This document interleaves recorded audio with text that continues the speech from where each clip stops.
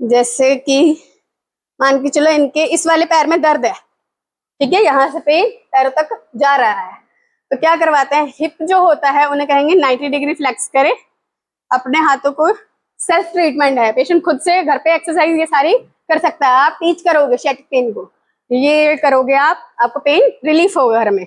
Nerve glide करवानी है, extend करवाना है, पेशेंट को पेन आ जाएगा छोड़ देंगे, फिर करवाएंगे ऐसे कम से कम 10 रेपिटेशन एटलीस्ट करवाएंगे, धीरे धीरे बढ़ाएंगे सेट्स में उसके, लेकिन एटलीस्ट स्टार्ट करेंगे कि आप करो। मसल स्पाज्म के कारण, मसल टाइटनेस के कारण पेन आया, मसल ढीली हुई, अपने आप पेन रिलीफ हो रहा है, या फिर नर्व जो है इरिटेट है, तो ऐसे करने से क्या होती है, नर्व ग्लाइड हो रही है, मूवमेंट हो रही है, नर्व की मूवमेंट हो रही है पर्टिकुलरली। अगर वैसे में आ रहा है पेन, वो नहीं कर पा रहा है जो अभी प्रीवियसली करवाया, देन उसको पैर को कहना है कि ऐसे रखे, एंकल की मूवमेंट करे, प्लांटर फ्लेक्शन, डॉर्सी फ्लेक्शन, जिस रेंज में नहीं आ रहा है, ठीक। देन एक्सटेंड करने को बोलेंगे, जब इस पे पेन कम हो गया एक्सटेंड करवाएंगे, फिर कहेंगे फ्लेक्शन करो, flexion, just plantar flexion and dorsiflexion, इस रेंज में, ठीक।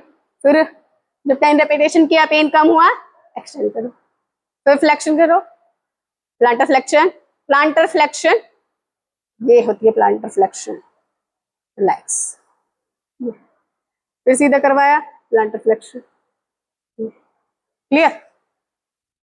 पर्टिकुलरली फिर से दिखा रही हूँ, यहाँ पे करके अब मूवमेंट करो, डॉर्सी फ्लेक्शन, प्लांटर फ्लेक्शन करो, फिर आगे एक्सटेंड करके करो, ऊपर उठा के करो, फिर करो, ये ऐसे 90 डिग्री तक लेके जाना है उसे, कहना है सीधा करो और ये करो, नर्व ग्लाइड होना चालू हो जाएगी। क्लियर, समझ आए।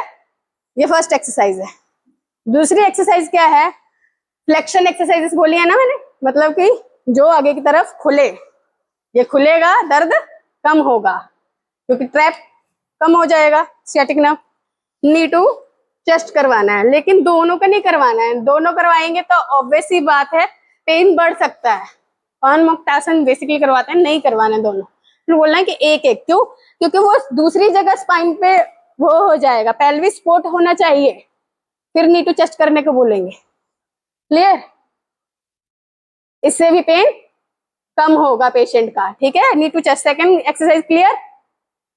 थर्ड, सेल्फ स्ट्रेच देना है।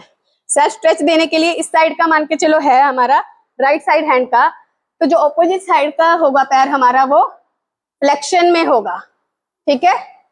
इसके ऊपर पैर को सपोर्ट देंगे, देन अपने घर में घुसना है, अब किसी के घर में घुसना है, घर में घुसने के लिए क्या करना है उसे, तो ये है ना, तो उधर वाला हाथ आएगा हमारा, ऑपोजिट साइड का हैंड, ऑपोजिट साइड का लेग सपोर्टेड होगा, ऑपोजिट साइड का हैंड लेके आइए इधर और स्ट्रेच आएगा अपने आप, दो फिर से एटलीस्ट होल्ड करना है, स्ट्रेच दिलवाना, ठीक है। क्लियर है, पेल्विस सपोर्टेड होनी चाहिए उसकी, स्पाइन भी, स्पाइन उठनी नहीं चाहिए, या पेशेंट ऐसे ना हो जाए कि टर्न हो जाए, ये उठ गया तो नहीं स्ट्रेच आया।